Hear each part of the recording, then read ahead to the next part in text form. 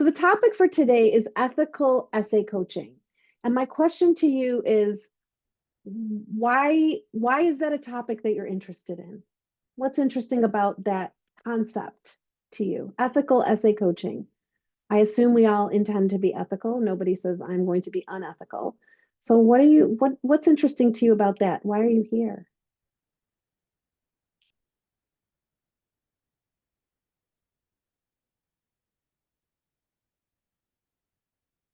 Tell us why you're here. What questions do you have about ethical essay coaching? What are you concerned about? You can write, I don't know. I came because I like to show up to things. That's okay too. I just want to have an idea of who's here and what's interesting to you.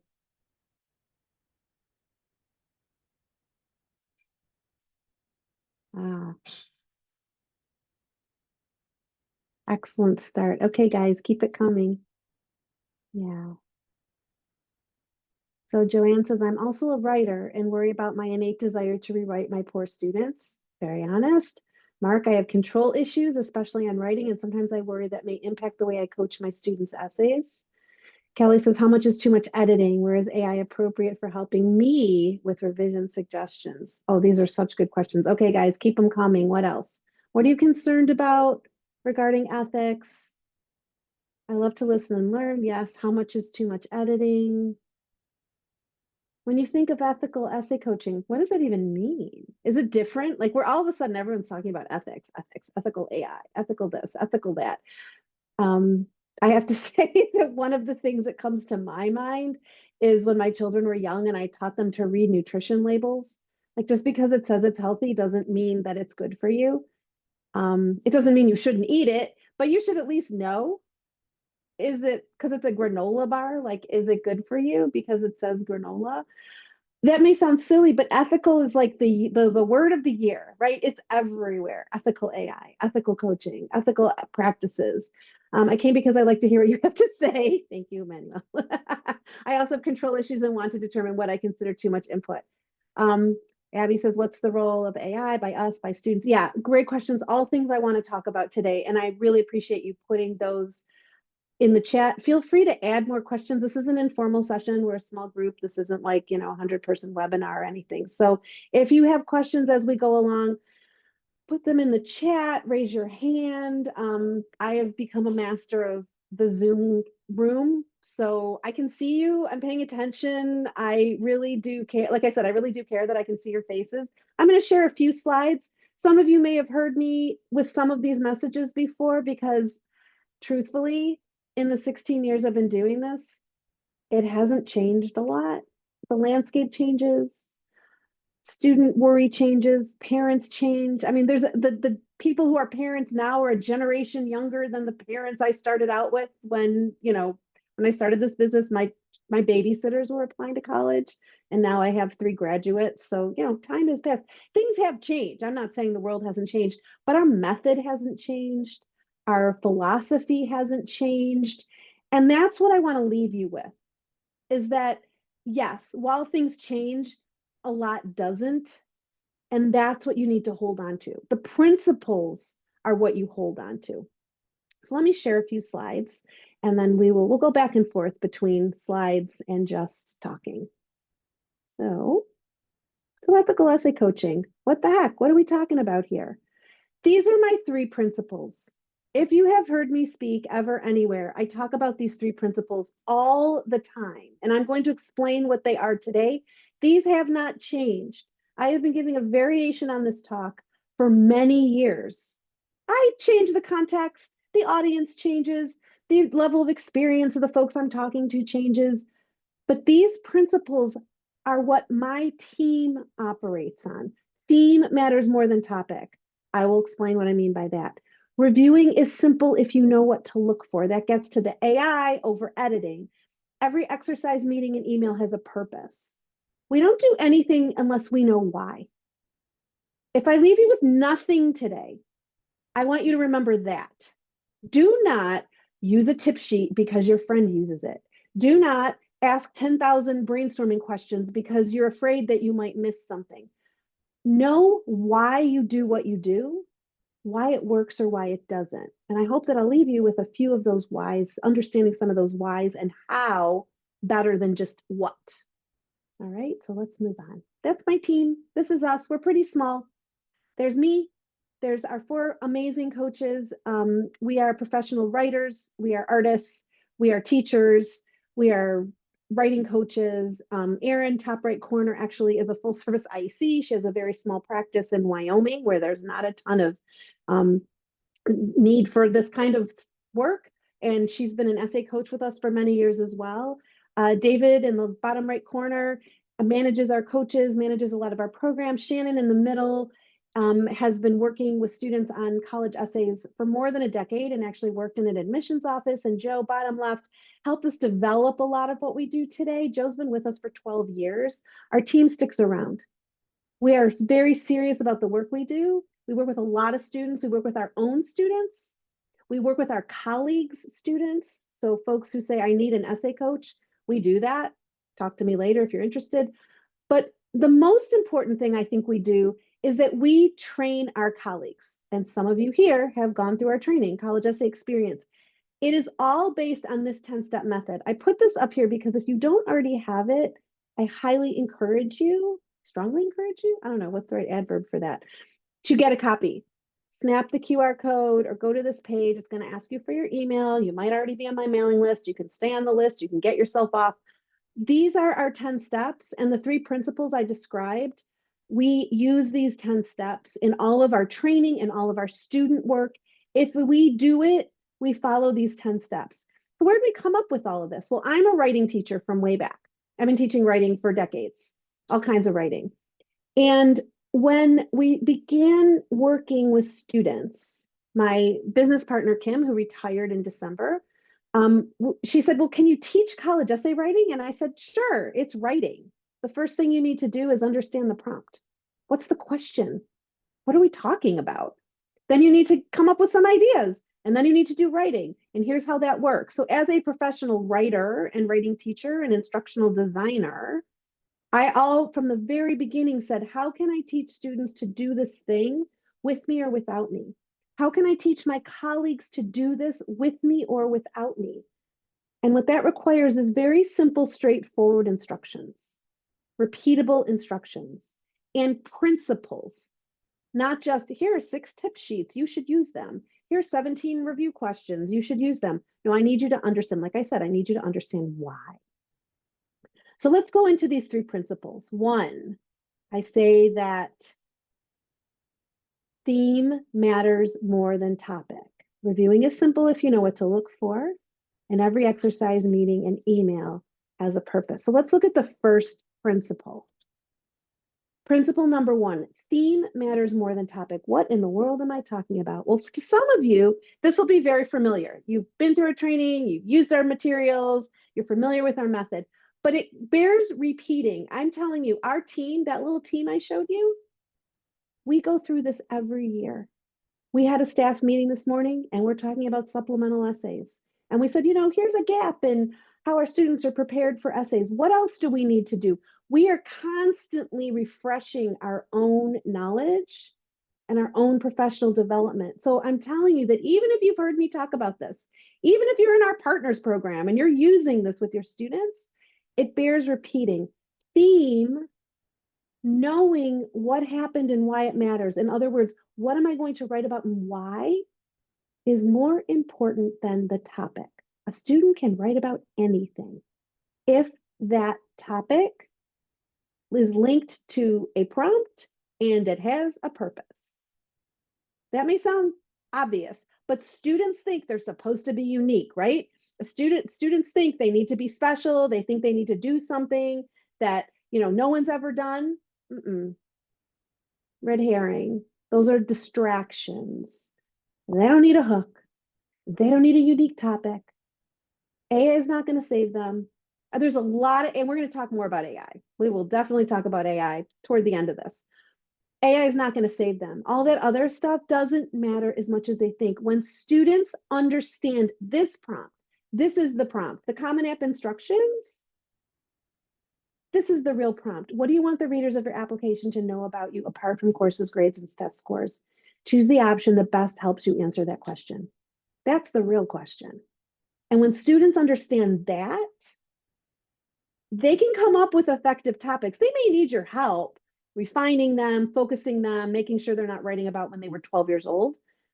But this is the real prompt. And if you can spend your time, instead of asking them 10,000 questions, helping them focus on this and on this. So the highlighted words, the yellow words, are what happened words. Remember I said theme is what happened, why does it matter? The blue are why does it matter words, characteristics. The real prompt is share some positive characteristic, at least one, and tell me something that illustrates it that happened relatively recently. Okay, like don't tell me about when I don't need to know the whole trajectory of your decision-making skills from the time you were 7. I need an example of how you're a good decision maker, how you're resourceful, how you're a good listener. That's it. That is really, really it. People say to me, oh, no, my students, they're high flyers. They're applying to elite schools. And I say, yeah, mine too. My students, they can't write. Some of mine can't either. My students, they have learning challenges. They can't handle this. And I say, well, some of mine do too. We have worked with thousands of students. We've been doing this for 16 years. I have trained about 650 of my colleagues. And if each of them had 10 to 20 students a year for all the years they've been using our materials, I am telling you, keep it simple. That's ethical. The less complicated you make it, the less complicated you make it, the less likely you are to step into vague territory, overstepping, telling them what to write, over editing. If a student understands this, because by sharing characteristics, what we ask our students, what do you want readers to know? We actually ask them first, what do they already know about you? And they look at us like, what do you mean? Why are you asking me this? It's obvious. No, I want to hear them say it. I want to see them write it down. They know I play the flute. They know I have a job after school. They know I took 6 APs. They know I go to such and such kind of school. I want to remind them that the essay, the application is already full of accomplishments. It's in there. A lot of it is already in there. What the application is not full of is characteristics. Who are you? What kind of person are you? Lots of kids have tennis trophies. Lots of kids have gone on fancy vacations. Lots of kids have after school jobs. Those are perfectly reasonable things to write about. I want to know, who are you? If I were watching you in this experience, what does it look like? What do I hear? What do I see? You're the captain of the soccer team. Great. Are you the kind of captain who's always been a leader all the time? Are you a reluctant captain? Are you someone who became captain because the person who everyone assumed was going to be captain since freshman year moved to Oklahoma and can't be on your team anymore? What kind of captain are you? So we don't say don't write about sports. We say you want to write about sports, that's fine. That find me a what happened story. But why does it matter is really what I'm looking for. And make sure they understand the prompt. Make sure they understand before we even talk topics, we confirm understanding. And I'm serious, that confirmation is important. I can talk. I can talk and talk and talk. I can be a great presenter. Kids love it. They nod, they smile. It's really fun. And then they remember nothing. I'm also a teacher. I want to confirm that they get it. I don't want to assume anything. I need to make sure that I confirm it. So we have very simple writing exercises. I know some of you use them. Every step has a 30-second video. It has a web page, and it has a writing exercise. The writing exercises, the instructions have been refined and refined and refined and refined to make sure that students really get it.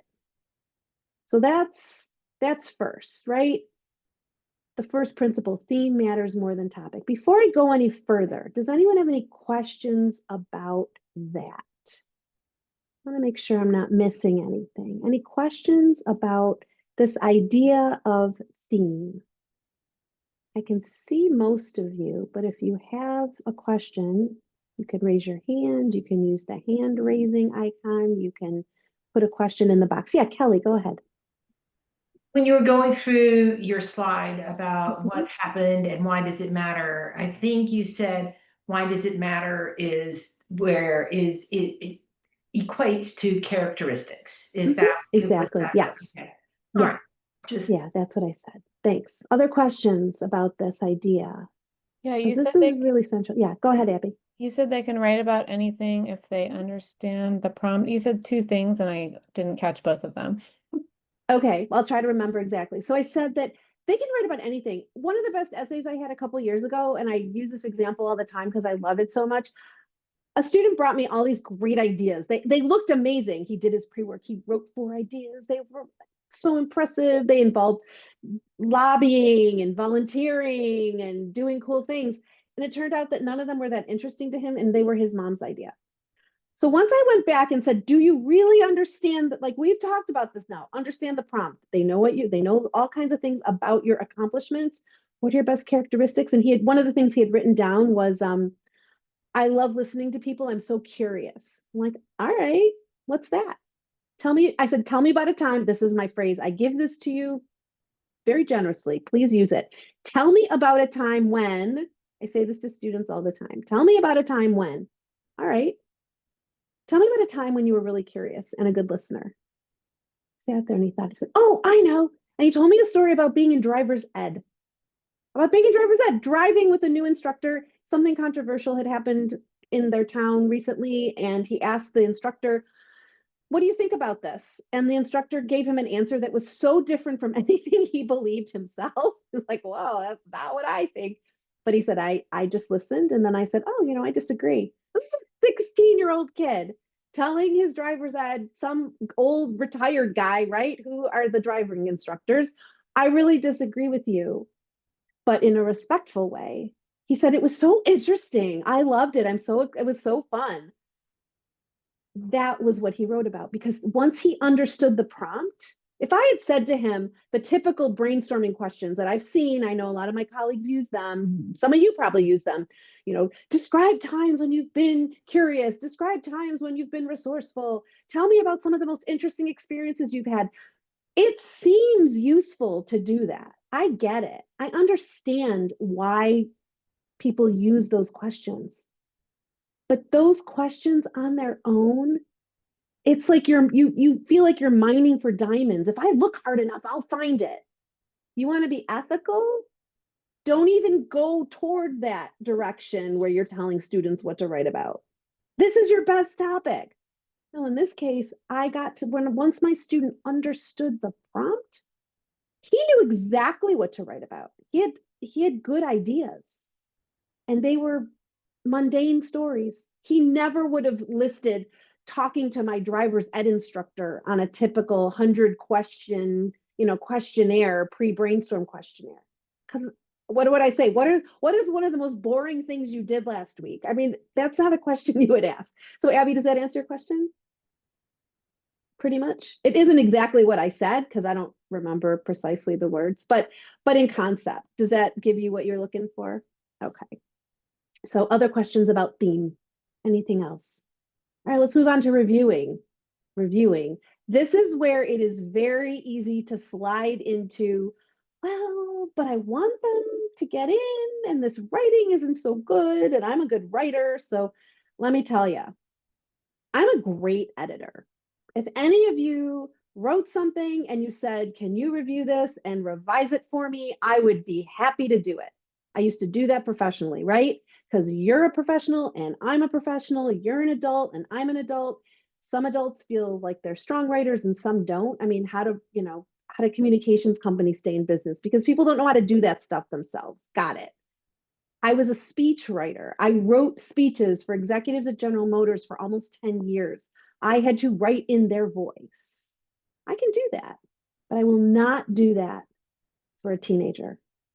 I will not do it for a student because it's not ethical. And I feel very strongly about that. Will I fix a comma? Will I change a word if it's the wrong word? Yeah. But at the end, at the very, very end, because reviewing is simple if you know what to look for. We put walls around our 3 phases. That graphic I showed you, content at the top, then structure, then polish. I'm not talking about word choice in the first review. I'm just looking at content. Are you still sticking with that theme? Have you done a little too much what happened and not enough why it matters? Am I not? Or have you described a beautiful room, but so what? Why are you telling me this? That's the first review because I know what I'm looking for.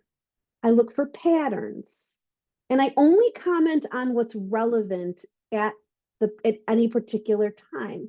So if I'm in the content phase, I am only commenting on content. If I'm in the structure phase, I'm not trying to get them to write about something different anymore. We're just worried about the essay we move through it. And once I get to polish, all I'm looking for is misspellings and punctuation and sentence structure and idiomatic phrases and things like that. So here it is again, green, content, purple, structure, brown, polish. That's it. And I have to pay attention to the student's willingness and ability to do the work. That's, again, crucial for staying ethical. I am paying attention. Did they schedule their meeting with me? Did they show up and do their homework? Do they get things done when they say they will? Do they put any effort in? By the time I get to step 6, I know a lot about the student's willingness and ability to do the work. So here's how we think. All right, hang on a second. When I assign the first draft, it's step 5. Most people, and this is again how you veer into unethical behavior without even knowing it. That's why we're not always sure. Most people start with step 2. They start brainstorming ideas. Most kids do it. English teachers do it. School counselors do it. Tons of IECs do it. Experts do it. Why not? We're just talking ideas. The prompt is easy, right? No, I already told you about understanding the prompt. Most people start with step 2 and go straight to step 5. Remember what I said about confirming understanding? We discussed the theme during our brainstorm meeting, which is part of step 2, but then they have to go and confirm it. I need them to write it out themselves without me. An hour later, I want to make sure they remember. Why did you choose this topic? Not because I said so. That's not a good enough reason. Right? They have to remember why. So Emmanuel says, does it always have to be just one event or can it be a series of events that are linked? We start with an anchor story. We always start with something to hold them in place. And what do you do if the student can't think of a specific story? Then we say, come up with a different characteristic. If they cannot, if they say, I'm curious, I want to know, what are you curious about? I don't know. Last week, I was curious about the different kinds of flour that exist in the world. Why is there bread flour and all-purpose flour and whole wheat flour? I don't know. Maybe that's going to lead us somewhere. Not, maybe it's not, but I need them to at least be able to start with something, which takes us to this idea of theme. I want to confirm that they know what that is. I want them to free write. This is not a messy first draft. This is just write. Then they write a first draft. By the time I get to my first review, my step 6 review, my content review, I'm going to give them 3 writing exercises, whether they need them or not, because they do need them. Even if the essay is beautiful, even if the essay, I'm like, oh my God, this is the best first draft I've ever seen. Well, good. Let's see where else you can go. So we have 3 writing exercises that take them outside of the essay. We're not fixing broken things. We're looking at content. How can we enrich the content? And I'm paying attention to their willingness and ability to do the work. Because if they're not going there with me, I'm not going to work harder than they are. Again, ethical behavior, I'm following their lead. A student who can't or doesn't want to, I don't want to make them cry. And I don't want to work harder than they will, but I want to give them everything I can. One of our coaches, Shannon, said recently, I thought this was so brilliant. She said, oh, the process is for us, is to help us guide the student. So we don't have to be making it up as we go along. If 85% of my students follow the process as it's written, I can focus on the 15% who are exceptions because I know what I'm doing. I know what I'm looking for every step of the way.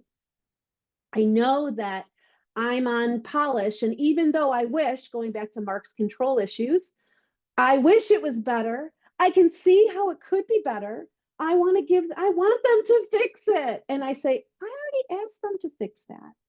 And they chose not to. Or They chose to, but they missed a few spots. Okay, that kid I'm going to stick around and do another draft. Willingness and ability. I'm telling you, in every report, we do a weekly report every week on our students. For those of you who are in College Essay Experience, who've done CEE with us, we did one on you too, to practice so that we don't forget how to do it. These are things that we send to the adult to say, here's what I've observed about this student's willingness and ability to do the work, and it never surprises anybody. She seems like she's really committed, and she would write 20 drafts if I asked her to, but I'm not going to ask her to because it's not necessary. She's done. Or he started out really, really gung-ho and was in there with me, but I feel like I lost his attention. Something's going on. Is he okay? Oh, he broke up with his girlfriend last week. Aha. Information. Now I know I can get him back on track. Or no, he's always like that. He starts out really, excited and kind of loses commitment. Okay, got it. I'm paying attention to the student as an individual so that I can stay focused as well. So our third principle, every exercise, meeting, and email has a purpose. We share email templates in our training. We share exercises. We share notes for reviews and how to handle certain kinds of meetings because they all have a purpose. It's not cookie cutter. There's not a script. There's guidelines. With guidelines, you can decide where to make it your own. When you have guidelines for yourself, whether you use my process or use some other process, use your own process, you need guidelines for why you're doing what you do. Remember, I talked about why. So we have a set schedule we use, modify it a little bit, but here's an example of everything has a purpose. We start new students on Sundays. Why? Because I can send them an email 2 weeks in advance and say, remember, you're starting on what's the next Sunday? 3 days from now, right? It's Thursday. So on the 31st, you're starting. That's your first day. I told them weeks ago. Their parents signed up for that schedule. Their pre-work is due on Sunday before they go to bed. I'm not looking for it on Sunday. I'm looking for it on Monday. I'm going to get up Monday morning. Brainstorm appointments are Tuesday, Wednesday, and Thursday. Why? Because I want that work on Sunday. And if it's not there and I see that on Monday and this meeting is scheduled for Tuesday, I don't have to cancel it. Unless I send the student an email on Monday morning. Usually they do the work, but let's say they didn't do their pre-work.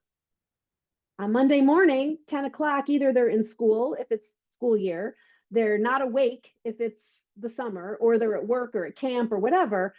And I'm sending them a message on Monday morning that says, hey, your first assignment was due yesterday. Now, remember, I have sent them like 5 reminders. Their parents have gotten 5 reminders. There is no reason that work isn't there. I'm learning. I'm paying attention to them. I expected to see your assignment, but it's not here. So our meeting is tomorrow at 3. If I get that from you by noon today, we can keep our meeting. But if not, I'll reschedule. So I get one of several responses. Oh my God, I did it. And they like forgot to click send or something happened. Or they didn't do it and they're lying. I don't care. I want it. It doesn't matter. That's one option. Option 2 is, oh my God, I didn't have time. I'll do it later. Can we still meet? I'm like, no, we'll meet on Wednesday. It's okay. Do it after school. We'll meet Wednesday, Thursday. It's fine. Remember, I don't do meetings on Mondays, not with students, not unless it's an extreme need to do that. Third response is, I tried. I couldn't do it. I don't know what to say. I have nothing good to say. And I say, I'm going to tell you a secret. It doesn't matter. These are conversation starters, and I need to see that you can do things without me because essay writing happens on your own. This is just a little example that give me garbage. Give me the worst answers ever. That will be fine. Usually I'll get something. For the student who really and truly, even after that, can't send me anything, that's an exception. But that is very rare. That's going to be like 1 out of 20 students, not as many students as you might think. So when I say that everything has a purpose, even what day things are due on our schedule has a purpose. So my coaches can keep their work going. So with a team of 4 coaches, I can work with a lot of students and they can give them a lot of very, very personal attention. So what about AI? Let's go back to that. Let's talk about AI. So here's the thing, and I'm going to stop sharing here for a moment. Here's the thing with AI. Under current capabilities, and I've been studying this, I am very curious. Talk about curious. I want to know everything there is to know about AI, AI in writing, AI in teaching, AI in admissions. I'm paying attention to this very closely. And so far, even with all the cool startups, and some of them are really cute, and they have great little prompt helpers and little virtual coaches and whatever they have, they can only do two things. They can only do two things. One, they can tell a student what to write. They can do that 1,000 question questionnaire. They can just do it really fast. They can process it quickly. And the second thing they can do is they can edit essays. That's all they can do right now. That is all they are capable of. If you look at any of them, and I have looked at all of them, I just finished a business development program through Goldman Sachs. And one of the things I had to do was I had to review my competition. I'm like, oh, there's this whole new category, AI essay stuff. So I have looked at all of them. And as of today, I don't know what R&D they're doing. I don't know what they're developing. I don't care if it's the tiniest startup or it's Princeton Review. All they can do is really quickly process a lot of information and either tell students what to write or edit or review their essays. That is it. I'll tell you a little preview. We are working on something that I don't think will be ready till next year, but it uses our internal wisdom and experience and data. It's a small language model. It is not a large language model. I'm not going out into Google. I think that's real. That is something where I could say, yes, this topic meets these criteria. But I don't ever want to say to a student, tell me all of your best characteristics and tell me of all your favorite activities. Oh, you could write about a time that you were really resourceful and solved a problem during tennis practice. That's what the current tools can do. And I'll tell you, for 16 years, I have been teaching my colleagues not to do those two things, not to tell students what to write, and not to edit their essays. All the machines can do right now is do those two things and do them really fast. It's cool. I've played with them. It's impressive, but it doesn't help students understand their task any better. It doesn't help essay coaches do their work any better. There will be solutions. There will be the next generation of some machine, something that helps with essays. And I hope to be the one who figures out how to make it work. That would be really cool. But I'm telling you that the current stuff is a solution in search of a problem. If you want to learn about AI, use it to summarize things you're reading online. I think it does that really well. Tell your students to use it for research, why they want to go to a certain school, but also to check their work and make sure that stuff is really true. But as far as essays, I'm not telling you not to use it. I'm telling you, if you're going to use it, know why. Why am I asking it to do these things for me? Is it because I could use more training? Is it because I'm not confident? Is it because I think I'm going to get better answers? Those are reasonable concerns, but I think that AI is not necessarily the answer there. So I am open to any questions you have, comments, contradictions. I think you tell me I'm wrong. It's okay. I can take it. Questions, comments, thoughts, anything at all. What do you, and it can be about what we've already talked about or anything you're wondering about college essays.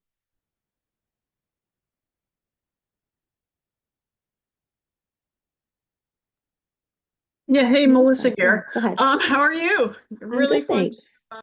to do this with a bunch of colleagues today because I'm of a few very stuck writers right now. I have some really wonderful writers who, you know, can free write, can just produce stuff. Mhm. And then I have a few who can't even verbalize, I guess. So what do you do with sort of these very stuck writers? So I don't let them get stuck. This is the thing, is if I lower the stakes, I mean, our first exercise is morning writing, 10 minutes about your morning, sensory detail. I mean, it's not only low stakes, it is no stakes. Some of you have done this with us, I know. It is zero stakes. It Mhm. doesn't matter what you write. So that's the first exercise, and they do it on their own. Second exercise, like I said, there's 30-second video, there's a web page, there's a writing exercise on just understanding the prompt. And I check, and the exercise has 3 questions. 1, what is the purpose of the Common App essay? And if they say it's to show how unique I am, then I correct them before we move on. And I lower the stakes. Next question, what do they already know about you? These are accomplishments. They answer the question and I say, cool, you got it, you're right. Yes, you took AP Calc or you didn't. You have a job after school or you don't, right? Next question, what do you wish they knew about you? What are some of your best characteristics? They don't know why I'm asking these questions. They're just answering them because, like, I'm the writing coach and I ask them. And they'll say things that sound so mundane. No, I don't give them 50 best characteristics and check off the ones that are true about you. I don't care what their values are. I mean, I do, but like, I don't. It doesn't matter. All I want to know is, do they know the difference between an accomplishment and a characteristic? So that's the beginning. 99% of students can do that because it doesn't require any, and they don't have to look deep inside themselves and they don't have to be super intensely reflective. So I have this, Melissa, I have this in front of me with them and I'm like, cool. And I'm like a cheerleader. This is great. Good answers. I love it. You know, your morning sounds just like mine. You grabbed a yogurt as you ran out the door. I hope it didn't spill in your car. Right. So they're relaxed. They're relaxed. They're like, oh, this is easy. I can do it. The next exercise I ask, and this is, again, they do this before they even come to talk to me. I want 4 things. Some of you have done this, right? 4 ideas. I want a prompt, one of the 6, not the 7th, one of the 6. I want an anchor story. Give me some little thing I can hold on to. It might or might not end up being the whole essay. And at least one characteristic illustrated by this anchor story. If I have those 3 elements and I can get them in balance, they can go. Now, the ideas they bring, they're going to be cliche. They're going to have happened when they were in middle school. They're going to be too big. They're going to be too intense. It doesn't matter. Because what I'm finding out is that those are 4 things, or maybe they bring me 2, maybe they bring me 3. It's okay. They're conversation starters. We are essay only. I don't know these students. I've never met them before. I know nothing about them. Maybe I worked with their older sister or their cousin, but they're new to me. And I want them to feel comfortable right away. So I started and I say, hey, tell me about this first idea. I don't spend a lot of time worrying about what the 4 ideas are they bring. I say, tell me about this first one. What's this? Oh, it's interesting. That sounds like it was really fun. It was great. Okay, cool. Yeah, interesting. Great. Okay, so let's move on. Tell me about the second one. I'm just listening. I am curious and I'm willing to be surprised. So going back to my student with his driver's ed story. Story number 1, and when I looked at his ideas, I'm like, oh, this is going to be easy. These are amazing. Story number 1. I went to Capitol Hill. We, went there for the day and we lobbied our Congress members. It was about an issue related to education that was important to him. Oh, very interesting. I said, so tell me more. Well, I was pretty little when we did this. I'm like, oh, well, when was this? I was in elementary school. I'm like, okay, that's really a lot. But I'm not telling him no, because I don't know where this is. I said, so was that your first lobbying experience? Yeah. So when did you go again? Oh, I never did that again. I say, oh, so why did you do it? Are you into politics? Not really. It was my mom's thing. Oh, okay. Do you and your mom like do interesting things together? Like, I'm willing to let this go anywhere, right? Not really. I say, okay, well, let's move on to the next one. I'm not judging it. I'm not criticizing it. What I'm doing here, and it's funny because some people say, like, you sound like you're always like giving them all this positive feedback. I'm like, because they think they can't do this. So I need to find something positive. So what I'm saying in this one is, sounds really interesting. Happened a long time ago. Let's see if we can find something that's a little more recent. But that doesn't mean this can't work in some way. I don't think it can work, but I'm not shutting it down. We go through all of his ideas and I say, all of these seem like they were things your mom came up with. Oh yeah, we worked on this together. I'm like, got it. And I say this to parents, I say, your children's best stories in your family, but those are not necessarily topics for the Common App personal statement. Your best stories, our family's favorite things about you, and the Common App personal statement are not the same. The prompt is not the same, right? So with this student, for example, this is a kid who would have told me, I have nothing to say. His mom had to come up with several ideas for him. But once I had this warm conversation with him and reinforced that you're really interesting and you've had good experiences and it's really lovely to talk to you, he relaxed. And we went back to step one and he said, oh, I get it. I mean, his eyes lit up for real. This is a kid who'd always been told he's not a good writer. He has real learning disabilities. He had a good list. That actually matters more, right? The right list matters more than an essay that's going to knock your socks off. Kid has a crazy list. I just told this to a mom the other day. I'm like, your daughter sounds amazing. She's not qualified for that school you want her to get into. Like, I hate to be the bearer of bad news, but it is highly unlikely. I would love to work with her. Her essay will matter, but whatever percent of people get into that school and here's their average grade point and she doesn't have that. So Melissa, does that answer your question? Coincidentally, this young woman has a crazy list, and Yeah.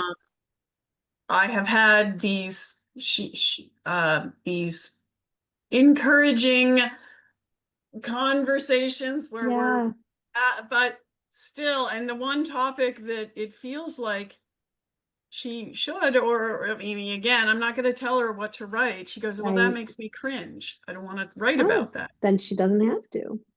Here's the thing. I tell my students at some point, we do one brainstorm meeting, 1 hour. That's it. Sometimes we'll meet again for half an hour if we really, really, really need it, like in rare occasions. I tell them, look, here's the deal. You need to write this. Here's some things you thought of. Here's some possibilities. You need to pick one and we need to try it. I tell them, I'm going to teach you a process. And when you're done with this process, if you don't love the essay, we can talk about it then. But we need to start and we need to finish. And there is no perfect topic. This is a whole different session. I'm due for you all for another day. That is not a college essay problem. Distinguishing between what is a college essay problem, like I don't really understand the prompt, and so I cannot confidently come up with a good idea. And I don't like anything about anything. And if I baked you cookies, I would tell you why they were bad. That's not a college essay problem. And we can only go so far. Yeah, well, I mean, that's where I am, where I think this kid is not college ready in any way, shape, or form. I don't know. I mean, and the pressure is intense on her right now. So anyway, well, I'll get off, but thank you. That's helpful. Okay. And this whole thing is very helpful. I just put a link in the chat. I just wanted to tell you that this is our training. If you haven't done it, some of you have. If you've done our training, who's here who has actually done our training before? Manuel, you've done it.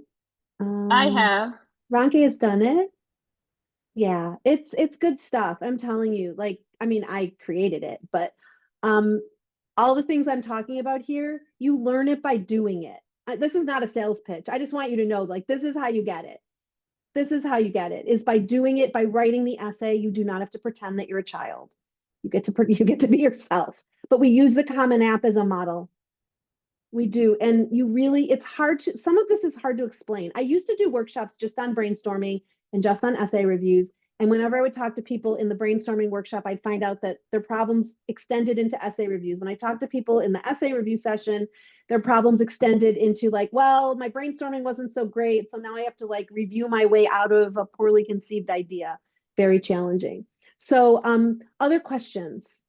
And I don't want to shut you down, Melissa. Some kids really can't or won't. Willingness and ability. If she is not able or willing to choose a topic, we're not magicians. I can't. Yeah, I mean, I'm at a place where that I don't feel like it's going to happen. So I guess I got to go back to the parents who are the ones exerting all the pressure.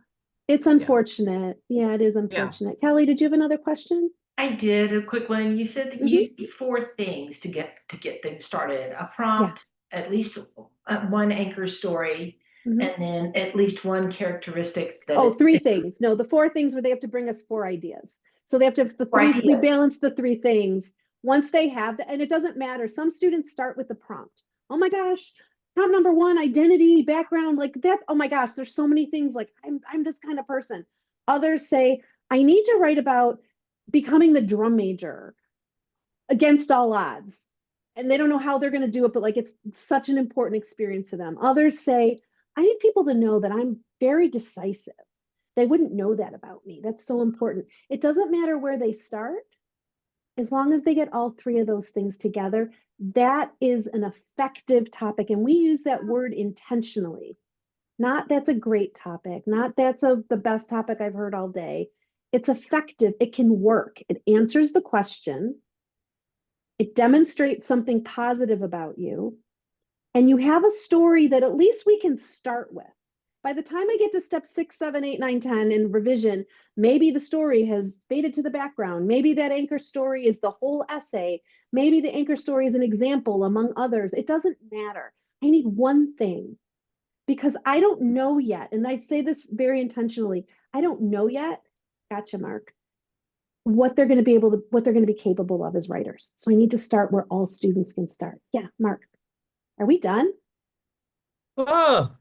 Maybe, but I've got a question.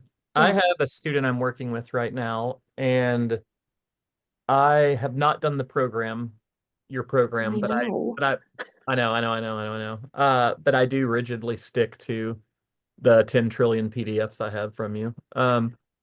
And the point that he was hospitalized for suicide attempt, Mhm. right?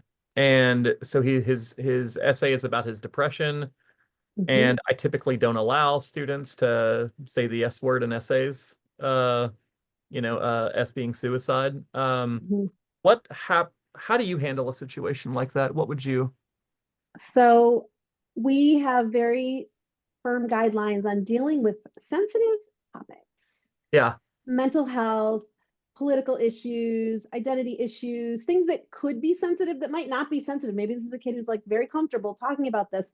And I say to them, before we even go further, I say, why do you want to share that? What will I learn about? If Mhm. all I learn is that you struggled, that does not help me decide that you're going to be a good addition to my campus. If I learn that you I had a student who had something like this, it was an eating disorder issue. She'd been hospitalized. She wanted to write about realizing that hospitalization was one of the best things that happened to her. I said, then what did you do?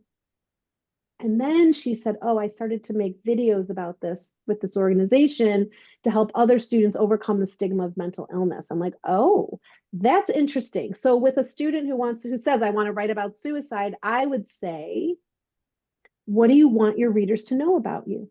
I want them to know that I don't give up.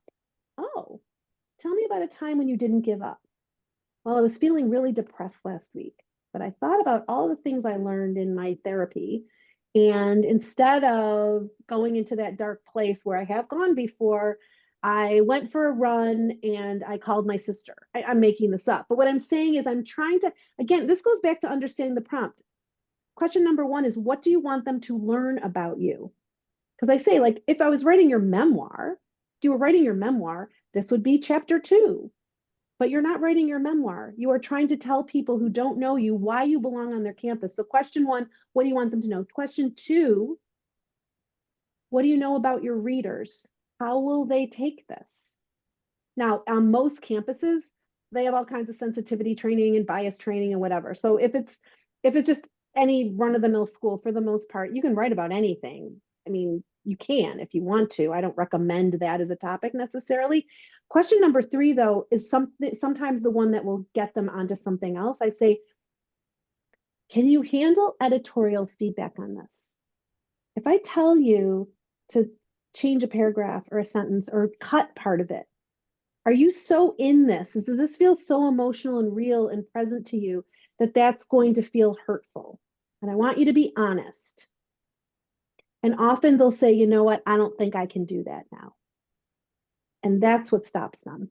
If they're in it, if they can't reflect enough to look at it as a piece of writing, it's like, this is in my soul, I must tell them. I'm like, not a common app. And I say, I'm a writer, I'm a poet, write it, put it in a journal, write it in a letter, write a song, make a story about it. But a Common App essay has a very specific purpose. And if I've done my work right, done my job right in step one, that makes sense to them. They know what I'm talking about. Does that help? I think so. I guess what so this particular student, Mm-hmm. he's going to major in accounting, Mm-hmm. but he's an artist. Like, Mm-hmm. and he really believes that like Yeah. everyone should do some sort of art as like a layman, Amazing. right? Yeah. And Love so it. I'm in favor. he but he only stumbled across this after getting hospitalized, Uh-huh. right? And so he feels that that was like a really important part of it. And so I guess how would you respond to like So do you I would say you're too big. Okay, I get it. This is a great place to start. I would use my phrase. Tell me about a time after the hospital when you really realized that art was helping you feel stronger in the world or more present in the world. Now cool. he's going to tell me, oh, yeah, I started whatever. I started painting. I started writing. I started writing music. And then my next question would be, before the hospital, did you do that? No, I never did, or yes, I did, and I didn't understand the value of it. It doesn't matter that it happened. Here's what's happening is he's telling you a chronological story. Mm-hmm. Here's what happened. I went to the hospital. This changed my life. I am no longer suicidal. One of the things I learned is that art is important. Therefore, now I believe everyone should have some sort of art. The fact that he believes everyone should have some sort of art, unless he went on to like start an art camp or something, it's irrelevant. The story's about him. Mm-hmm. I need a story about a time when you were feeling low and you went and made some art, or you went to a friend's house and you got, instead of watching TV together, you made art. Like, tell me about a time when you did this. This is not a manifesto about what you, and I go back to the prompts. I'm like, there is no prompt here that says, what do you believe? Mm-hmm. That is not the question. Tell us about a background. Tell us about an identity. Tell us about this. Tell us about a time you challenge an idea. It could be challenge an idea. I'm planning on being, going into accounting. And I thought that meant that I'm just like a numbers kid. But I really challenge the conventional wisdom because I'm also an artist. So what I do is I take them back to the prompt. We can start anywhere. That's why I don't say no. I don't say don't write about this or don't write about that, because I can start anywhere. And I'm acknowledging to the student, this idea that you brought me, it was a great start. Look where we ended up with. Look where we ended up.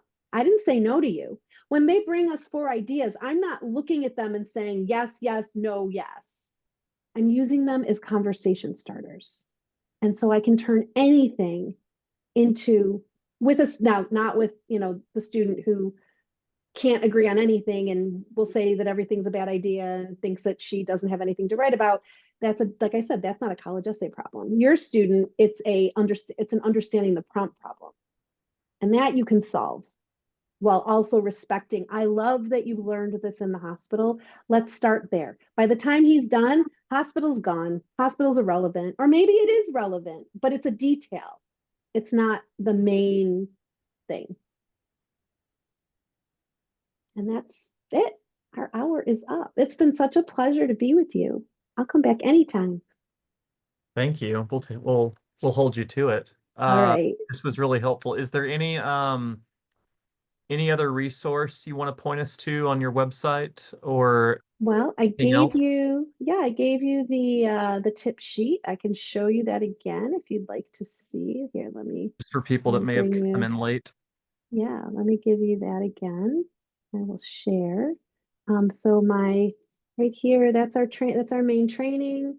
Get on our mailing list. I'll be doing a program about the training if you want to learn more about it before signing up. Here is our 10 steps in a handy dandy resource. The first page is what you see, and on the second page is a space. It's a fillable PDF, or you can print it for notes. So you can kind of think about, like, well, what do I do that fits with this? What do I do that doesn't fit with this yet? I do answer questions. Feel free to send me a question, send me anything. I will answer. I like to talk to people. So here's my email. I do answer. See if I can do that without any typos. Yes. Susan at wildwritingworkshop.com. And it's really been a pleasure to be with all of you. Thanks for the opportunity. You're Bye. the best, Susan. All Appreciate it right. so much. Take care. Everyone, we will see you next time. And Abby, I believe we're talking about learning differences, advising students with learning differences and neurodivergence for next month. Thank you, everyone, and I will see you next month. Take care. All right. Thanks. Bye.